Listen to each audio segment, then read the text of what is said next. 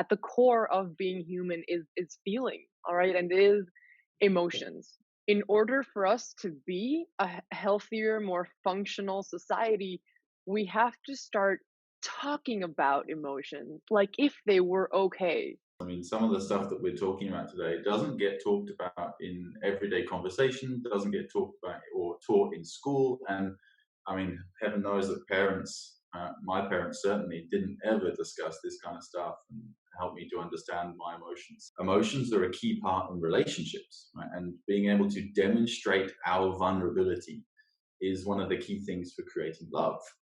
Right? So all emotions serve a purpose, right? So that's maybe the first thing to note, right? Is that all emotions serve a purpose. No matter what they are, they have a function for us, right? There's a reason why they've evolved and why we feel them, right? So they're not things that we want to try to avoid. They're not an old pastime that we should like evolve out of, right?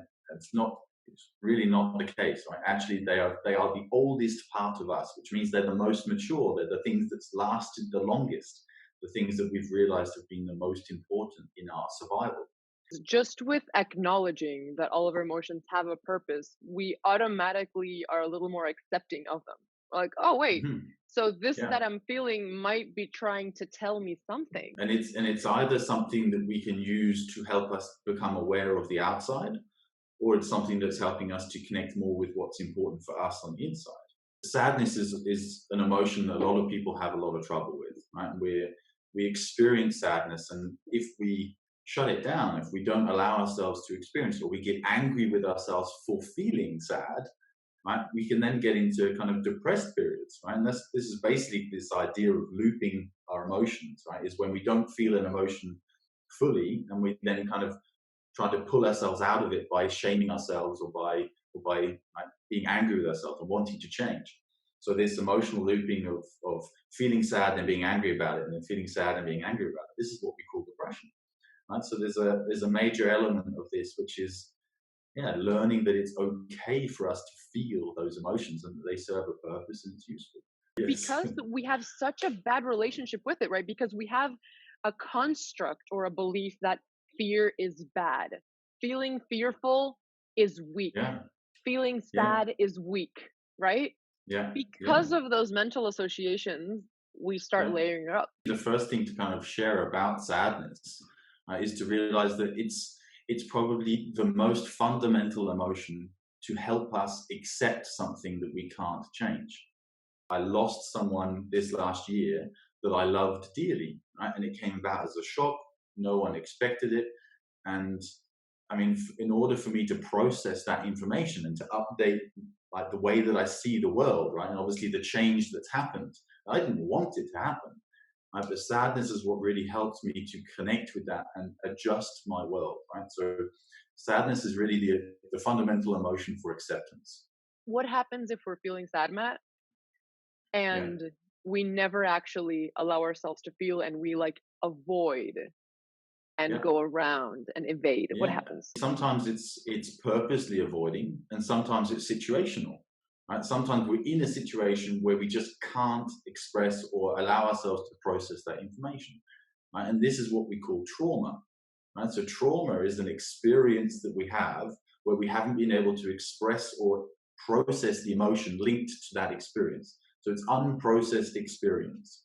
Right? And obviously, a lot of people talk about it in war times because it's very common for soldiers to experience something that was so shocking and so surprising for them that it didn't fit into the way that they saw the world. So they experience a very strong emotional response, but they're not in a situation where they can allow themselves to process the emotion. Right. So if let's say your comrade, if you like, next to you gets killed, right, and there you are fighting for your life, you can't stop and mourn and feel sad for the person.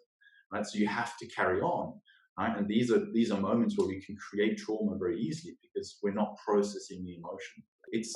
It's the emotion that helps us to understand what that experience meant to us.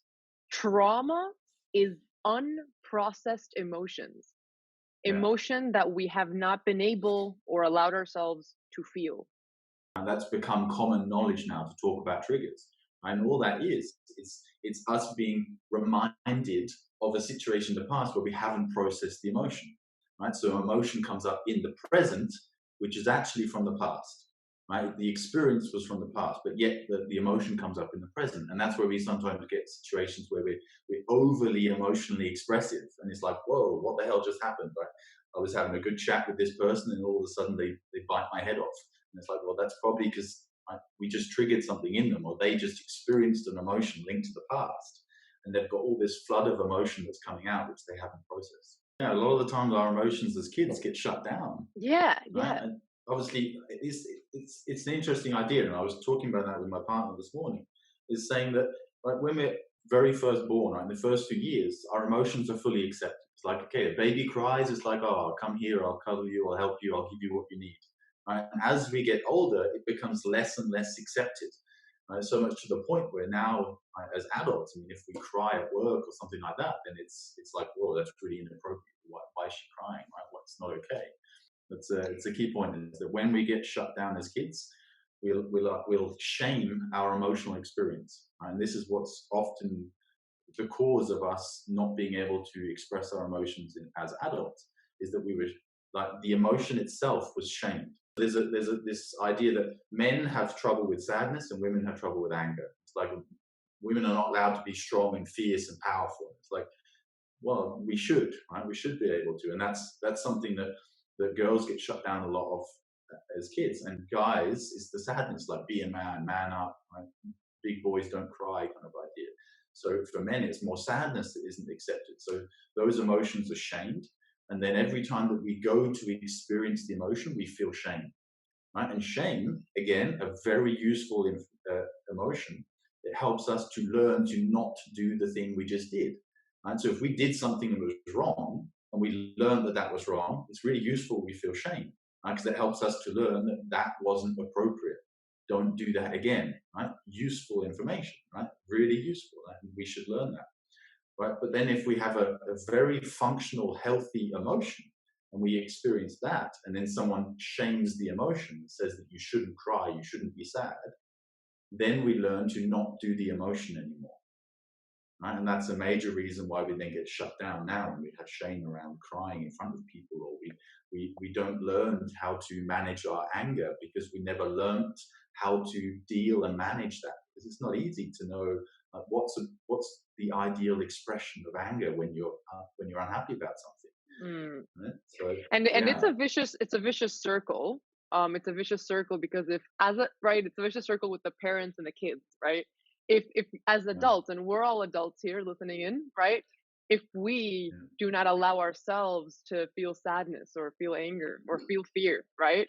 And then we have a child, and we project, right, our own beliefs, and we transmit them onto the child, and we don't allow the child to have that emotion either, right? And this is like a cycle that I think at some point yeah, we have to ask ourselves, can I break this?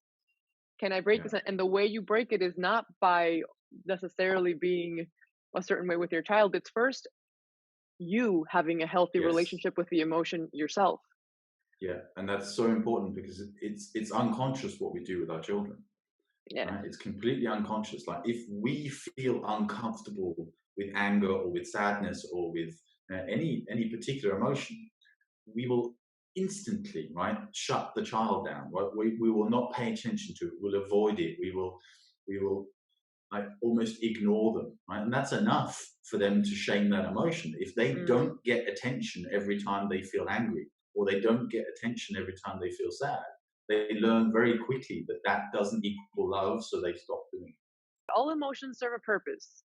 We should be Yes. comfortable with every single one of the emotions, right? Because they're all Yeah. healthy and they have to be Yeah. felt and processed so Yeah. that we don't create traumas inside of Yes. ourselves and we don't create Yeah. more triggers. We process the emotion and it serves its purpose and it's done. The experience as well has served a purpose, and we've updated our map of the world, if you like, and we then know what that meant, and we can use that and carry on.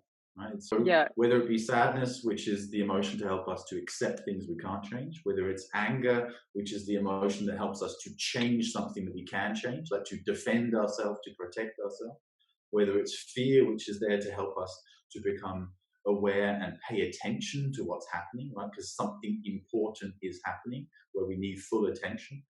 All of these emotions really serve a purpose. Shame, right? It helps us to learn not to do the thing we just did. Be able to respond instead of Mhm. react. You choosing a response instead of an emotion owning you and you just reacting. Well, this is really a cool segue to talk about the difference between a feeling and an emotion.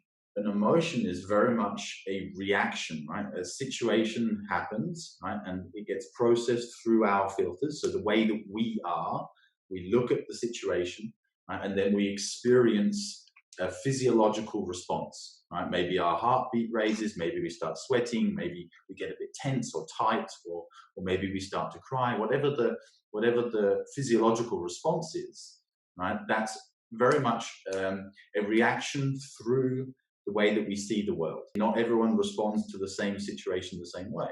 Obviously, the world and us have a game to play, right? There's an interaction there. A collection of different physiological responses we kind of gather together in our mind and understand and be like, okay, well, now I this collection of sensations means I'm happy, right? Or this collection of sensations means I'm angry, right? And obviously, that's what we then class as an emotion. It's like a logical, clear understanding of what my physiological systems are doing.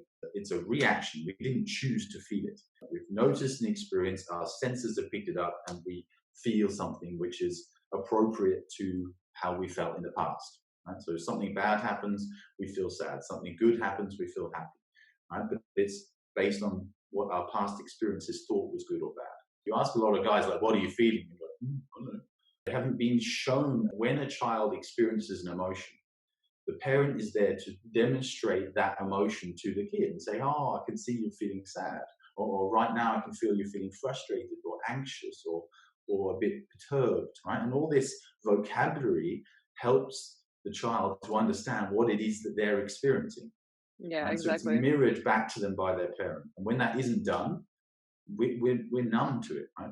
We experience it, but we don't know what it is we're experiencing. It's a bunch of sensations. Yeah, So, exactly. and the difference between that and a feeling, right? To come back to that Yeah, idea of exactly, exactly. That's the emotions key versus point. feelings, is the meaning we associate to why we're feeling it. Right? So Mm, I can feel a physiological response, right? And for me, that would be sadness, right? I can say, oh man, I feel sad, right? But a feeling would be, I feel abandoned.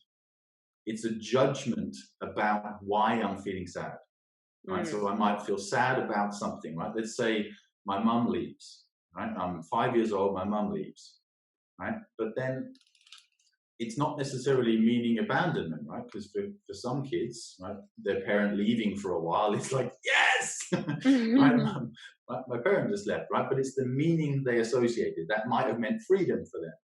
Right? But for another kid, right, they might experience sadness and they might think, oh, they'll feel abandonment, right? So the feelings are the judgment we put on the emotion, right? Why we feel it. So I can feel sad, and that would be the emotion, or I can feel abandoned, and that's the judgment about why I feel sad. Our bodies are picking up information from the world all the time. Right? You walk into a room with loads of people, you will experience all kinds of emotions, right? But you're not necessarily sure why, right? And your brain is picking up on all the things you should be scared of, all the things you should be happy about, right? There's maybe some nice music playing, but then there's someone looking at you funny. Right? Your body is picking up on all these things all the time, right? Your unconscious mind is trying to process it.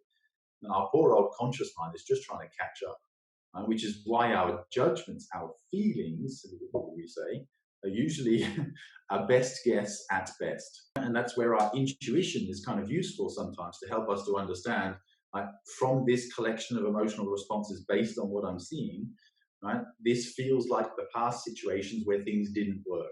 there's no two definitions of sadness that will be exactly the same, right? The way that you experience sadness and the way I experience sadness will be so related to my past, what has triggered my sadness in the past, whether I Mhm. was allowed to feel it in the past or not, right? Right. How I Yeah. felt about myself and others felt about me feeling that, right? Yeah. It's so complex the relationship we have with the different emotions. Some people are very much shut down. They don't allow themselves to experience true emotion, and they might tell themselves that emotions are weak, right? It's a weakness, right? And you should have a rational mind and think rationally and make decisions based on that, and not let emotions get in the way, right? And that maybe, right, there's some value to that as well, right? And then another group of people who are very emotional, right? They're almost overly expressive, right? It's almost drama inducing, right? And those people might feel like, well, emotions are true, they're fact, right? That I can feel them. It's a fact that I'm feeling this,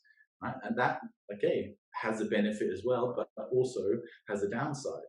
Right? And a lot of this comes back to our childhood, right? And obviously, psychologists all the time try to bring us back to our childhood when we talk about our emotional experiences, and it's for a good reason. Attachment theory, right? And this is the Yeah. idea that basically children who have a secure attachment with their parent, which means that they can reliably count on their parent to provide comfort as and when they need.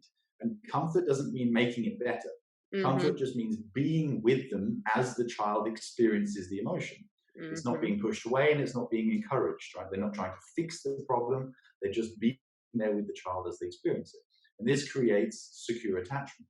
While if the child is ignored, right, and nobody comforts them, and the child just experiences the emotion but nothing gets any better, right, then they can quite often create this, what we call an avoidant attachment, right, which is where the child doesn't like to experience emotion and doesn't express it, and thinks it's not a good thing, right, and they kind of shut down and they go inside their shell, right, so that's the avoidant emotion, Mm. right, while the other side is the anxious, right, type, the anxious attachment, and that's when, like, it's almost, it's hit and miss whether the mum or the parent will be there for the child, right? So then they basically, the child learns that all they have to do is be persistent in their expression of emotion, and eventually someone will come along and fix the situation.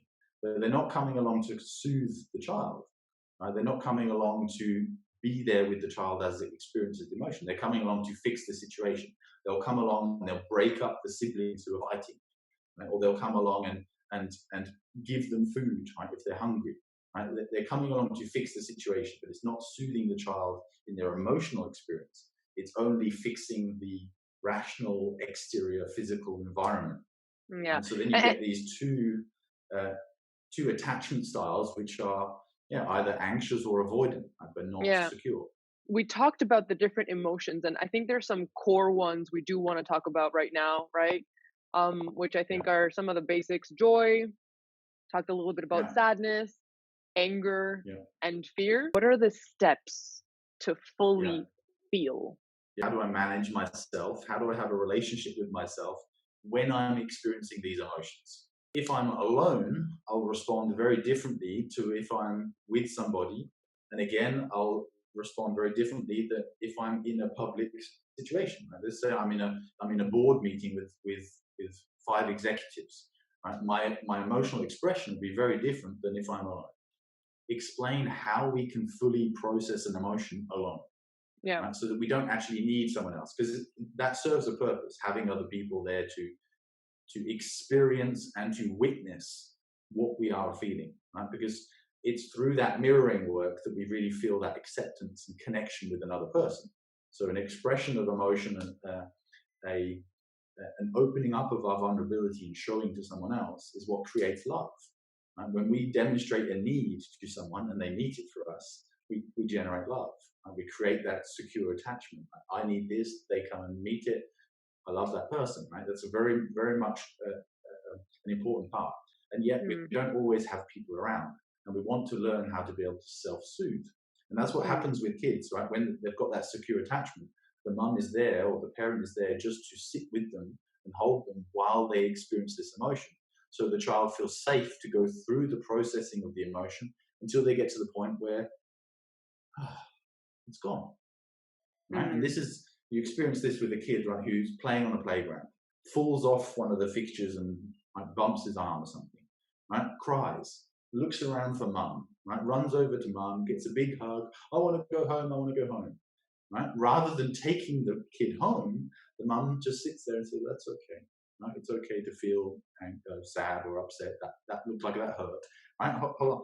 And if we just sit with that, usually the kid goes, After a minute, maybe a minute and a half, right? 90 seconds is what we class as the time that an emotional reaction lasts in our body, right? So usually 90 seconds later, the kid will, and then all of a sudden, pushing the mum out the way, trying to get back onto the climbing frame again, right? And this is what happens when we have a secure attachment, is that we process the emotion fully, we come back to peace, and we can then experience the next emotion, which is usually driving us back towards the goal that we want, which sometimes for kids is climbing the climbing Yeah, and I love that. That was super clear, right? And understanding how that plays out. I think a frame. moment where it might get more complicated, right? Because if the kid, hurt his arm, great, that has nothing to do with me as a parent. But, right, Right? when something happens when you're implied, right? Like, Yeah. the But you're kid disciplining your threw child, maybe. exactly, like, threw something on the floor and smashed it because he was angry and you've been telling him Yeah. not to do this and that, right? And then suddenly you're triggered too. Right. That's when it gets messy, right? Because you think, well, in order to create the secure style, I want to allow my child to Mhm. process that emotion, right? Be there Right. for them, not have Yeah. my anger push him away or shame Right. him, or right? And and Yeah. and this is I think a really tough part. I mean, we're not gonna get into parenting right now, but a person that I know very close to my and me who recently gave birth and was having some difficult times, she said to me the most difficult part of holding my daughter's space, which I used to be able to do quite well when it was me and Yeah. her, right? Yeah. Is that now I need to process my emotions before I Mm. can just be there for her to process hers. It doesn't really matter how many steps there are, but here I would at least label 6 steps, right, in the processing of an emotion. Right? And the first one is to recognize what it is that we're feeling. Right? So recognize a sensation in the body, a physiological response. Right? A heartbeat might be racing, maybe sweat beads, right? Maybe I'm feeling tight, maybe I've got butterflies in my tummy, maybe I feel like I'm a bit anxious, nervous, right? I'm jittery, I can't sit still. Right? So notice some kind of physiological response. And then you want to try to name it. Right? So you can either name the sensations by saying, oh, I feel butterflies in my tummy. Right? If you can do better than that, then you might describe, right, the feeling, like an adjective. You might think, well, okay, well, I feel right, and you just give it a word, right? It doesn't matter what it is, but you give it some kind of naming to say, okay, well, I feel yucky. Right? Okay, cool. Well, you feel yucky, awesome. Right? And if you can go a step further than that, you'll name the emotion. Right? And that's maybe where you'll say, I feel sad, or I feel angry, or I feel disappointed, or right? You go to an emotion which is well known and understood between other people. Right?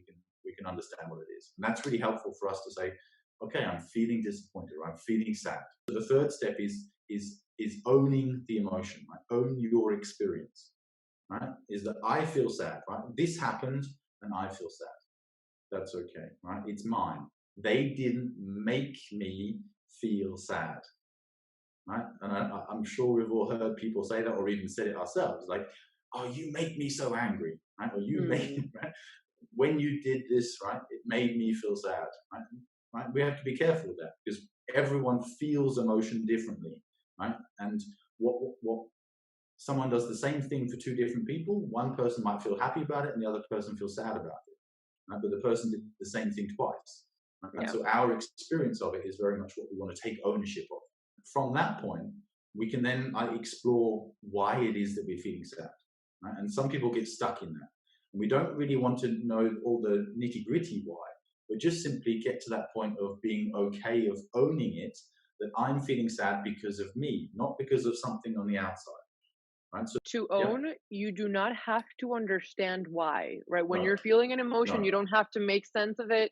It's just yeah, owning, you feel us, you notice, you yeah, name it, give some sort of right a certain name to it, and then you own that it's yeah. yours. It's Yes, something you it's are my feeling. emotion. I Yeah. created it. It's in my body. Logically, it's in my Yeah. body, so I created it. Right? It happened from my experience of the world. Right? Yeah. If I didn't exist, it wouldn't be there. Right? So it wasn't caused by someone else. It was me who created it. Taking responsibility for it.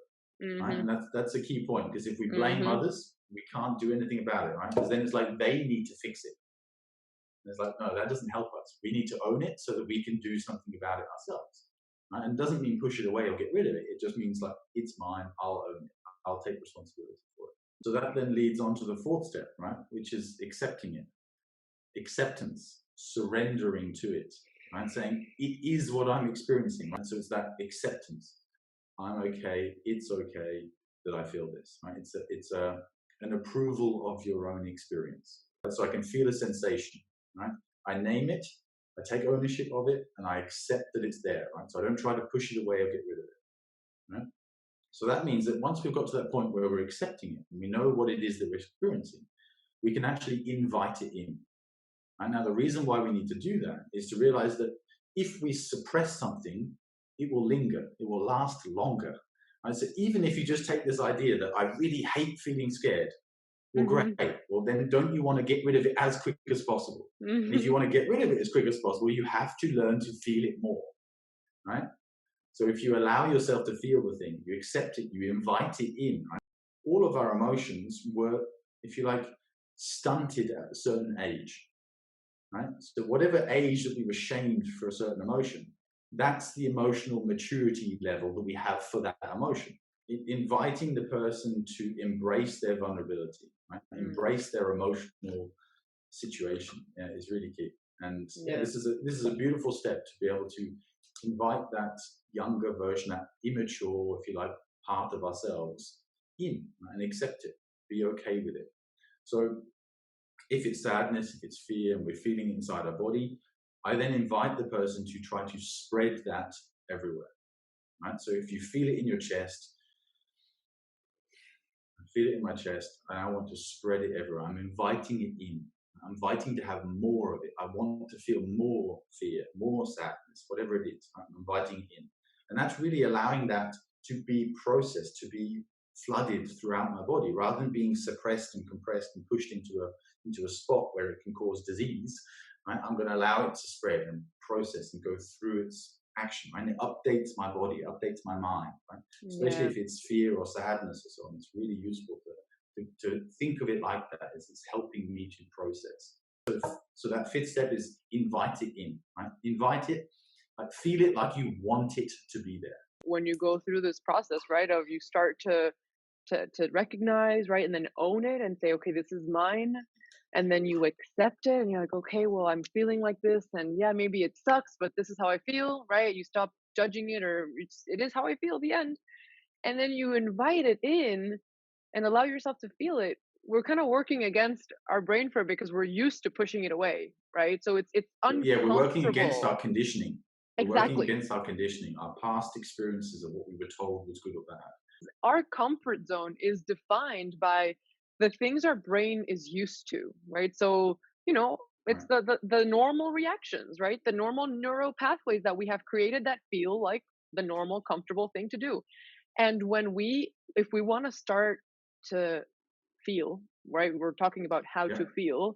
We have to Yeah. understand that it will not be comfortable. When Yeah. I, feel super vulnerable and like give up and I'm sad and like kind of surrender, I Yeah. feel so uncomfortable because I feel that it's wrong, that I shouldn't be feeling that way, that I should get into solution mode and just fix it. And it's like, wow, I obviously have to kind of recreate the dialogue in my head. I have to say, no, Samantha, this Right. this is the healing. Let That's it. yourself feel Yeah. this. And that's a really key step, is to realize that, okay, right, actually, I need to learn to accept that I feel the way that I am, and I'll be okay. Nothing needs to change. Right? It's okay to feel it. Right? And Yeah. that's that fifth step, is really inviting it in, allowing ourselves to feel it. We're accepting that part of ourselves and being intimate with ourselves. Right? And this is emotional intimacy. How to be Mm. close with, how to have a relationship with, how to be warm and inviting to someone or something. And obviously, this is the part of us, it's that emotion. So, what's your emotional intimacy? As I'll often say, is what is your relationship with a particular emotion? Right? So, what's your relationship with fear? And the person will, oh, well, I don't really like it. I wish I'd never felt it. Like, well, okay, well, that's a Mm. really crappy relationship with yourself, because a large chunk of you right, is your fear, right? And how you relate to that, how you have an emotional relationship with that is key. Yeah. Eh, I'll just go on to the last one, right? Because yeah. then that kind of 6 points are done. Is that once we've allowed that to be close, right, and we've become intimate with it, and we've allowed ourselves to feel it and become, how would I say, close, and we know it, right? It's this idea of knowing what it is that we're experiencing. Right?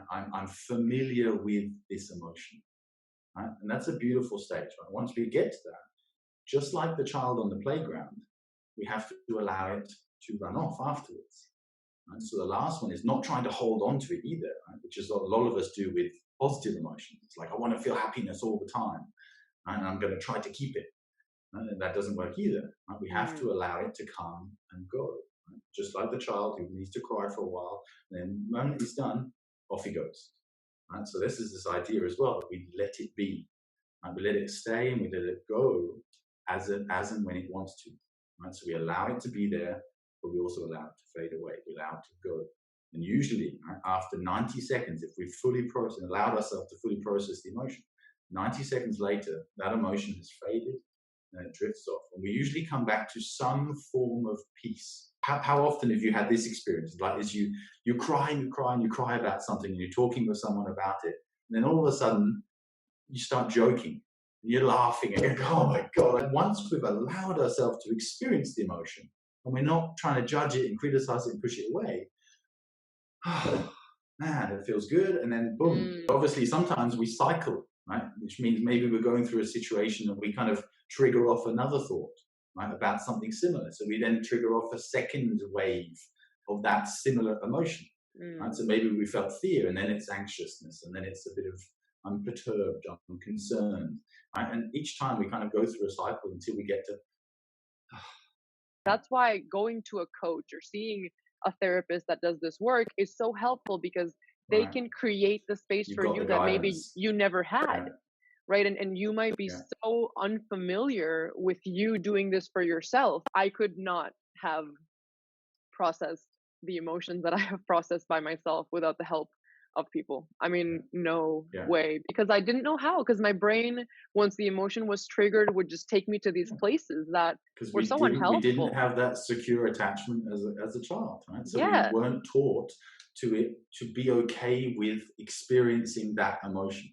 So then we have to yeah, learn. We have to have someone else at the beginning. It's really helpful to have someone else create that space where it's okay, and then we're like, oh wow, we've got that like social acceptance from someone else that it's okay to go through this. But yeah. we can do this alone, and maybe with an audio, it can be really helpful. Yeah, so People we can can get create a little. exactly. Yeah, Yeah, because you've helped me a lot with this, and yeah, I just want people to know it's okay that you can't be everything for yourself all of the time because that's yeah, unrealistic. All right. And that's yeah. another added pressure we put. I have to do everything alone and manage everything alone. Guys, it's a complex body and internal system we're dealing with here. So the Sure. other thing that I wanted to ask you as the last practical thing, all right, and then we'll move on Yeah. to kind of closing and conclusions and questions, is this is us by ourselves. How do we handle this in a situation where, right, we can't have this whole moment Right. where we're And at work that's or the with social friends? situation. Yes. Right. How do we do it? Yeah. And obviously, when we get more practice with this, is that these things happen incredibly quick. Right? Okay, maybe your emotional experience, right, will last about 90 seconds, right? Which usually means like if you can have that kind of internal dialogue with yourself in your mind, you can have that dialogue with yourself while you're having a conversation with someone. Mm, These don't have to be things that you stop and you say, oh, hold on, guys, I need to stop and meditate for 90 seconds because I'm experiencing something. But yet you can process the emotion without any expression, which means you go through those same 6 steps, but behind, right, underneath. Right? So you're saying to yourself, oh wow, notice my heartbeat just raised. Right? Or I mm, can feel my heart. Right? Sometimes your heart beats so hard, you can feel it in your head. Right? And sometimes it's useful to just pay attention. Okay, all right, so I'm probably a bit nervous right now. Right? My mm-hmm, heart's racing. That's okay. Right? I'll own it. It's mine. I'm nervous. I just thought some crazy thought, and now, yeah, of course I'm feeling nervous, right? And then again, you accept it. You're like, yeah, I'm nervous. That's okay, right? I'll let that be. I'll allow that to be here. It's okay. It's all right for me to feel nervous, right? And this is all happening in a split second, right, in our Mhm. mind, right? Because we're super quick, right, processing this stuff in our mind. Right? So all that can happen in a split second in between conversational, right? There might be a pause or someone else is speaking and we're having this dialogue with ourselves. And we've accepted it and maybe we just, right, that little breath at the end or whatever it is, just to give ourselves the point of, that's okay. Right? And Yeah. then we carry on with our conversation, right? We continue on our external focus with other people, but internally, we're going through those steps and being okay with ourselves. We're having an intimate moment with ourselves, even though we're here with other people. All emotions are okay and beautiful and Yeah. necessary, but the expression, like the Yeah. appropriateness of how we Right. express it is not the same thing. All right. So they're Yeah. different things. Time, appropriate context, appropriate place, and appropriate person. Right. So if you have all of those four, then you can have a really deep and meaningful conversation and fully express yourself. And that's maybe with your coach, maybe with your best friend, it's maybe with your partner. And you've created that intimate space where you can express that. And that's beautiful. While if it's not the appropriate time, place, context, or person, then you have to adjust your expression to match the situation, right? Which Exactly. may And be no expression at all. it's always appropriate for you to feel. Always. Yes. Yeah. It is different how you express that emotion Yeah. that you're feeling. Okay, so these are Right. really important concepts I think that we confuse. I've gone to the bathroom in moments and I'm like, Mhm. excuse me one moment. I shut the stall and I like just start bawling like in tears. And Yeah. I don't exactly know why. Maybe it was pressure I had on myself, something went wrong and I didn't always know, but I let it out, calmed down, got back. That's you generating that safe space for yourself. We're not all masters at that at the beginning, right? So sometimes we do get a bit hot under the collar, right? And we get a bit angry, and we can really feel ourselves being pissed off with our boss or whatever it is that's happening.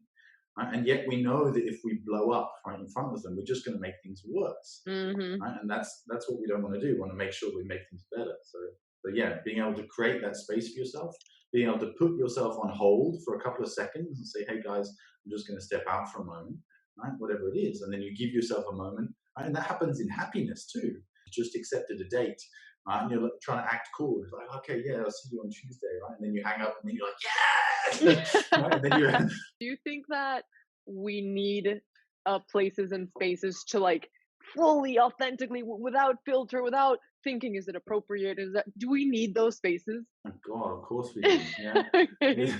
So we Right? can't always process it Otherwise, quietly you inside, right? yeah, I mean, and that's what I is can. useful. We learn to do that so that we can then wait until we come home, or we wait until we get into the car, or wait until we call our best friend and we ask permission first, of course, and say, "Hey, can I talk about this crazy thing because I'm about to blow up?" Right? Mhm, And mhm. then they say yes, and you're like, "Oh, thank God!" And then you express it, right? You create that safe space. So yeah, definitely. We can just be there for others in better ways, in just allowing people to have emotions, right? Without making it better, fixing it, right? If somebody's sad and crying, don't start to say, Right? don't worry, don't be scared, it's all going to be okay. That doesn't help Yeah. anybody process emotion. Rather, right, you can say, like you can say to yourself, like the steps, it's okay that you feel that Yeah. way. Not it's going to be okay and you shouldn't feel that way. No, it's okay Yeah. that you feel that way. We're not in that emotion anymore. Then at Yeah. another stage, we can reflect on that and we can say, hey, that Yeah. was like, I actually had talked this morning about that. Like the way I reacted to that was really kind of exaggerated or inappropriate, right? It was Yeah. unproportional. I wonder why that Yeah. was. And you start to actually analyze it, right? Think about it, Yeah. connect the dots, but not while you're feeling.